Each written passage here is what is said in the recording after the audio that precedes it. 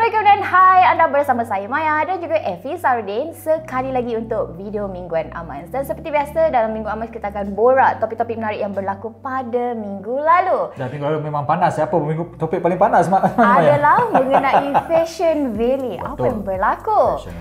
Minggu lepas juga U-Mobile telah diumumkan sebagai penyedia rangkaian 5G kedua di Malaysia. Dan minggu lepas juga berita top kita adalah mengenai Fuji yang katanya tidak bersaji selepas 130 tahun dia masih tak bersaji di penghujung Oktober. Ini adalah fenomena yang tak pernah berlaku. Okey, jadi tanpa lengahkan masa, apa kata kita mulakan sekarang. Okey Ubi, yang Maya faham berkenaan Fashion Valley ni pada asasnya kan PNB dengan Khazanah dia labur sebanyak 47 juta. Betul, 40 juta. Bila dia jual balik, nilai yang dapat tu hanya 3.1 juta. Kira-kira 44 juta hilang dekat situ. Itu adalah satu nilai yang besar. Nilai yang besar, saya rasa kat sini ialah ini menarik. Menarik pasal sebenarnya, to be honest, pasal saya dalam industri dah 20 tahun, ada banyak kita dengar pelaburan kerajaan atau pelaburan macam Khazanah tak balik modal. Tetapi kali ini dia punya, orang kata, reaction pada orang ramai, khusus netizen. Bayangkan kita cuti 4 hari yang lebih kurang minggu lepas. 4 hari hangat orang dah cerita Fashion Valley. Macam-macam topik Khazanah, betul. Vivi Yusof. Saya rasa dekat sini ialah yes, kita harus lebih cakna mengenai bagaimana duit Khazanah digunakan. Bagi mereka yang tak tahu Khazanah ni apa, Khazanah ni dipanggil sebagai dana, ayat dia sebagai dana kekayaan kedaulatan kerajaan Malaysia. Jadi ini macam temasik. Kita punya temasik dan kita berharap sebagai dana kedaulatan Malaysia ni sepatutnya melakukan pelaburan lebih bijak. Betul. Melakukan pelaburan yang untung. Yang beri menguntungkan kepada pada pihak. Pada kita lah, kita yang untung kan. Pasal yelah kita masih lagi tak settle lagi dengan isu IMDb sampai satu tahun kena bayar 3 bilion ke apa, bayar every year yang sangat tinggi. Jadi bila saya rasa berlaku dalam situasi di mana kita sekarang inginkan accountability. Kita sangat peduli tentang bagaimana duit dibelanjakan sejak kebelakangan ini. Dibantu oleh, boleh dikatakan, image PMX yang sejak kebelakangan ini dia mula korek banyak benda. In fact, lepas ada isu Fashion Valley ni, kita dengar pasal nafas pula. Dan menariknya kalau kita tengok social media kan, orang dah tag PMX untuk banyak benda lain lagi. In fact, ada banyak syarikat lain yang kata melibatkan pelaburan Khazanah juga. Saya tak nak sentuh pasal pada waktu ni, ini tak officially apa-apa dilakukan. Cuma yang kita tahu impak daripada kesan negatif berita orang dok maki pasal Fashion Valley ni, Vivi Yusof dan juga suami beliau dah meletakkan jawatan daripada Fashion Valley. Dia dah letak jawatan dah, tak ada apa-apa. Dan pada waktu yang sama, kertas siasatan telah dibuka oleh SPRM atas arahan Perdana Menteri. Jadi kata audit akan dilakukan untuk tengok sama ada pelaburan dilakukan atas Fashion Valley ni memang betul ke tidak. Pasal ada beberapa dokumen saya tengok, saya baca komen yang ditinggalkan oleh orang lebih mahir daripada saya, orang lebih ahli, mengatakan masa Fashion Valley menerima dana daripada Khazanah ni sebenarnya, pada waktu tersebut dia dah rugi dah. Jadi kenapa dia buat pelaburan masa syarikat tengah down? Kemudian kita lihat pula strategi mereka masa pandemik buka kedai fizikal, sedangkan Fashion Valley ni pada asalnya nak jadi sebagai platform e-dagang tempatan yang akan memberikan sokongan kepada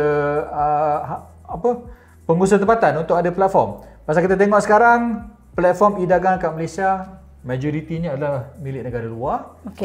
Dan bila sebuah platform yang satu pada saya boleh katakan dalam 3-4 tahun lepas sangat gah nama dia. Orang tahu sangat pasal Fashion Valley. Especially dua brand kan? Dua brand tu suddenly dia hilang. Jadi orang nak accountability dan ini melibatkan dana awam. Dan kita harus lebih sensitif kepada macam mana dana ini seharusnya kita salurkan kepada yang diperlukan. Pasal sekarang benda paling hot last 2 week kita punya belanjawan negara, orang cakap perubatan masih tak cukup duit. Jadi kita nak orang dah mula cana ni best. Dia kata kenapa tak bagi kat sini? Kenapa tak bagi kat sana? Jadi it's about time lah kita lihat bahawa accountability itu diambil lebih serius kat Malaysia. Okey, kita ke tajuk seterusnya mengenai U-Mobile yang minggu lepas diumumkan sebagai penyedia rangkaian 5G kedua di Malaysia. Ini menarik ya, ini diumumkan oleh MC sendiri. Kalau tak salah Maya. Diumumkan pada 1 November. 1 November, yes. 1 November. Aku tengah cuti masa tu, minta maaf. Tapi yang saya rasakan menarik ialah reaksi daripada orang ramai. Sekali lagi, kita sekarang hanya react pada orang ramai pasal itu je yang kita boleh barometer sama ada ianya popular atau tidak. Orang macam orang mempersoalkan. Saya rasakan bila kita lihat bahawa U-Mobile ni adalah syarikat yang paling muda di kalangan syarikat telco lain. Pasal kita tahu Maxis juga melakukan bidaan, CelcomDigi melakukan bidaan. Jadi bila dua syarikat yang ada combined experience lebih kurang 60 tahun kalah kepada syarikat yang hanya memasuki arena telekomunikasi tahun 2008 Yes, betul. Itu 16 tahun macam mana dia boleh dikalahkan oleh syarikat kecil ni. Jadi saya tak tahu machination di belakang sama ada ini adalah pilihan tepat atau tidak, tetapi saya rasa akhirnya orang kata benda dijanjikan sejak sepatutnya awal tahun. Kita sepatutnya benda ni berlaku awal tahunnya untuk 5G kedua, dah tertunda sehingga ke bulan November, akhirnya baru terjawab siapa yang memenangi kontrak. Sebagai consumer, kita hanya mahu melihat bahawa apa yang dijanjikan menjadi realiti. Pasal antara sebab kenapa kita ada dua rangkaian 5G, kerana kononnya nak mengurangkan kos. Bila ada dua competing infrastructure, kita akan ada perang harga macam dulu. Jadi ini boleh kurangkan harga, ini boleh kurangkan harga lagi. Jadi kita sebagai consumer yang untung. Ini baru memula, bulan November, kita hanya akan melihat sama ada apa yang kita expect, iaitu penurunan harga langganan 5G. Akan berlaku ataupun tidak. Dari sudut U-Mobile ni, saya boleh katakan saya tengok orang U-Mobile yang pakai U-Mobile sekarang kat ruangan komen kata baguslah. Pasal dia kata selama ni CelcomDigi yang paling besar, U-Mobile rangkaian tak berapa power. Jadi bila dia harap dia orang punya servis akan elok. Kalau anda memang pelanggan U-Mobile mengharapkan itu yang berlaku, orang kata good luck, harapnya berlaku pasal tu juga saya pun guna. Saya pun guna yang Dia kadang-kadang to be fair Maya, aku pakai CelcomDigi.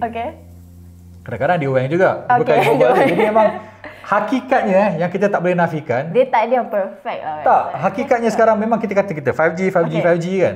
Tapi berapa kerap kita dapat guna 5G? Berapa stabilnya 5G? Saya rasa dalam kita punya mingguan dalam 2-3 bulan lepas saya ada komplain bahawa 5G sekarang ni sangat tak reliable. Saya terpaksa gunakan WhatsApp call. Saya boleh kira berapa kali saya gunakan selular nak telefon. Pasal selular memang tak boleh pakai langsung. Jadi sebagai consumer kita berharap bahawa dengan pengumuman ini dilakukan, akhirnya ada improvement. Pasal kita tengok dah ada komen dikeluarkan oleh pihak Maxis dan Celcom katakan mereka sedang pertimbangkanlah pilihan-pilihan. Dia orang reda dengan mereka tak menang. Tapi pada waktu yang sama macam gaya dia cakap tu macam merajuk pun dia. Interesting time untuk 5G dekat Malaysia, interesting time untuk orang yang guna U-Mobile, dan interesting time untuk lihat apakah reaksi daripada pemain pasaran yang lain tentang pemilihan U-Mobile sebagai kita akan tengok 5G kedua kat Malaysia. Kita akan tengok lebih lanjut lah daripada day by day. Betul. Dan untuk makluman juga, saya dapat tahu yang hari ni U-Mobile ada perkenalkan plan baru. Ini sebagai just untuk makluman guys lah. Makluman baru, plan keluarga 1000GB pada harga RM180 sebulan. Okey, berita terakhir kita adalah mengenai Fuji. Gunung Fuji tak bersalji sehingga penghujung Oktober baru-baru ini selepas 130 tahun. Ini adalah fenomena yang saya kata jarang berlaku, tapi Ove kata tak pernah berlaku, Maya. Tak pernah berlaku. Tak pernah berlaku. Pasal sebenarnya mungkin ini kalau tengok on paper macam so what? 130 tahun tak ada salji bulan Oktober. Kita rekod ni 4 November. 4 November still masih lagi tak bersalji dekat Jepun. Kalau saya tengok ramalan cuaca mengatakan dia orang masih panas. Dia orang in fact dia kan tak panas, dia tak cukup sejuk.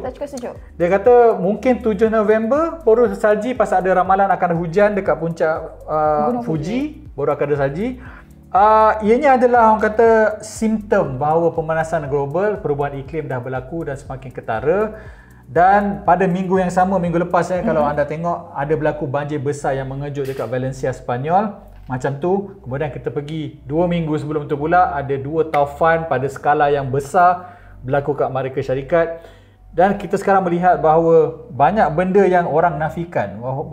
Saya yakin banyak orang, ada antara anda yang kata perubahan iklim ni fake lah segalanya. In fact kalau kita tengok sekarang kita ada pilihan raya dekat Amerika Syarikat, banyak orang yang kata climate denial. Orang katakan mana ada perubahan iklim, mana ada suhu naik. Tapi data tak membohong. Mata anda tak boleh tipu. Anda tengok Fuji sekarang dah tak ada salji. Tak ada salji. Kat Valencia banjir yang melampau. Kemudian laporan yang kita pernah buat sebelum ni masuk juga dalam mingguan. Untuk 11 bulan berturut-turut, suhu purata bumi adalah sehingga 1 darjah Celsius lebih tinggi berbanding suhu ketika average sebelum adanya Industrial Revolution. Kita tengok juga 70% habitat haiwan liar dah pupus. Kita dah nampak all the sign, kita dah nampak apa yang berlaku, tapi masih lagi ada orang in denial. Saya tak tahu macam mana nak cakap. Adakah dia berpunca dari manusia? Memang berpunca pada manusia. Cuma itulah, dalam kita bercakap tentang bahan api lestari, EV dan segalanya, nampaknya macam kita punya usaha masih lagi tidak mencukupi untuk mengelakkan perubahan iklim. Saya tahun ni 45. Saya rasa kalau ada perubahan iklim pun in the next 20 years, saya bukan orang yang harus risau pasal saya rasa saya nak mati dalam waktu tu. Taklah. Saya sekarang risau. Moga panjang umur. Saya risau kepada generasi seterusnya yang terpaksa berhadapan dengan benda macam ni normal. Dianggap benda normal. Saya hidup tahun 70-an, 80-an, 90-an dan awal 2000. Taufan yang melampau pelik-pelik macam ni, banjir yang teruk pelik-pelik macam ni, in fact yang glacier receding pada tahap yang sangat laju ni tak berlaku masa saya membesar. Sekarang dah jadi the norm. Jadi saya hanya berharap bahawa macam kita berharap 5G can get better, kita berharap ada accountability, kita berharap juga ada akhirnya orang kata ada orang nak buat something serious lah tentang perubahan iklim. Pasal saya tengok, saya kesian dengan saya punya anak nanti macam mana dalam dunia yang makin panas dan dunia yang semakin kita tak boleh expect macam mana dia punya hujan dan segalanya. Ais pun dah mencair. Ais dah mencair.